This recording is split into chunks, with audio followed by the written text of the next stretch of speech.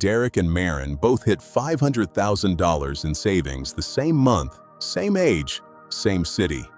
Derek felt untouchable. Maren couldn't sleep. Same number, same bank, same market doing the same thing for both of them. And here's what should bother you. The number everyone chases as the finish line for financial security did nothing to guarantee the feeling of it. Let's find out what actually did. Because it wasn't the number on the screen. Start with why that shouldn't be possible. Ask most people what financial security means, and they'll give you a dollar figure. $1 million. 500,000. Whatever number feels far enough away to sound safe. Derek and Maren both hit that number. Same month, same $500,000. And they were living in completely different emotional worlds. One of them checked his balance and felt like he'd made it. The other checked hers and felt like the floor could open any minute. If the number were the answer, that gap couldn't exist. So something else is doing the real work here, and almost nobody names it before they hit the number themselves. Here's the setup. Derek and Maren are both 44. Both earn close to the same income, right around $95,000 a year. Both have exactly $500,000 sitting in investment and retirement accounts, grown the same way, in the same market, over the same stretch of years. On paper, financial planners would put them in an identical box. Same age, same income, same assets. Two people who, by every spreadsheet metric, should feel equally solid.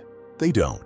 Derek pays $1,400 a month for a mortgage he's had for 12 years, sitting on real equity, with a car that's paid off, and sitting in the driveway, doing nothing but starting.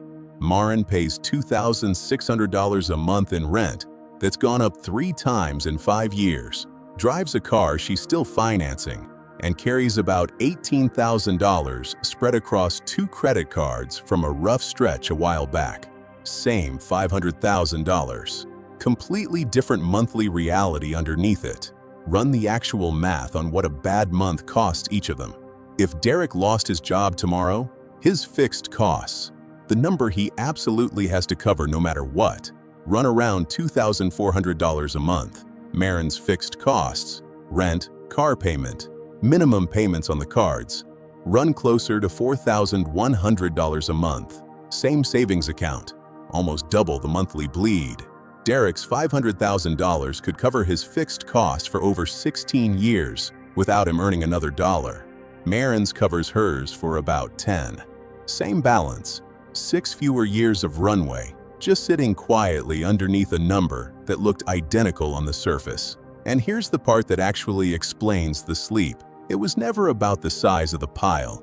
It was about how fast the pile drains if the income stops. Derek built a low, predictable monthly floor under himself years before he ever hit $500,000. Maren built her number while her floor kept getting more expensive underneath her. 1 lease renewal and 1 financed car at a time. She did the hard part. She actually saved the money, and the ground under it kept shifting anyway. So the real question isn't how much you have. It's how long that amount actually protects you once the income disappears. And that number can swing wildly between 2 people holding the exact same balance. There's a specific, calculable line where a dollar amount stops being a nervous number and starts being real security, and it has almost nothing to do with the total sitting in the account. That's where the actual math lives, and it's not where most people are looking for it. The variable that decides everything isn't the balance. It's the ratio between that balance and your fixed floor. The amount you need every single month, whether you're working or not.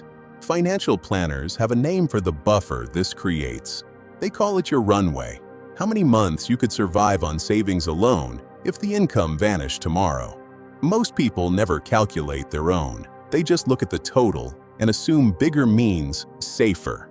And that assumption is exactly what let Maren save $500,000 and still feel like she was standing on ice. Here's the actual formula, and it's simpler than anyone expects. Take your fixed monthly costs, the ones you can't easily cut: housing, debt minimums, insurance, food. Divide your liquid savings by that number. That's your runway in months. Derek's $2,400 floor against $500,000 gives him roughly 208 months, over 17 years, of pure survival buffer. Marin's $4,100 floor against the same $500,000 gives her about 122 months, just over 10 years. Both numbers sound long, but the gap between them, nearly 7 years, is the entire difference between how these two people feel every time they check their account. And the floor isn't fixed. It moves, and most people let it drift upward without ever noticing. Every time Marin's rent renewed higher, her floor climbed and her runway silently shrank, even though her savings kept growing.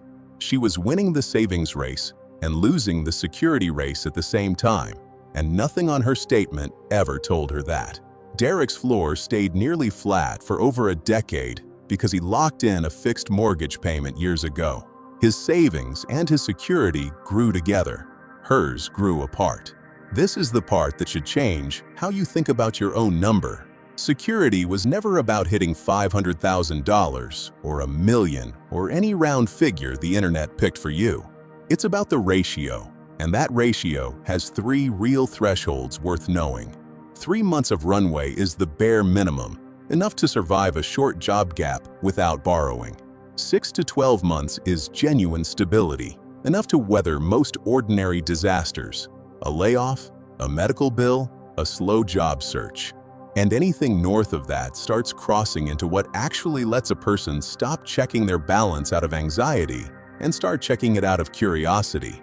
Derek crossed that third line years before he hit $500,000. Marin, with the identical total, is still short of true stability because her floor keeps outrunning her cushion. So loop back to the two of them standing there with the same number on the same day.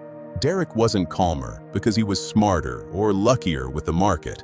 He was calmer because he'd spent over a decade quietly shrinking the amount he needed every month, while Marin spent hers unconsciously growing it. The dollar figure was never the finish line. The ratio between what you've saved and what you actually need each month is the real one. And it's a number almost nobody runs until a bad month forces them to. Here's the sentence to actually remember. Financial security was never a number in your account. It's a ratio between what you've saved and what you truly need to survive without it. So before you set your next savings goal, run your own floor.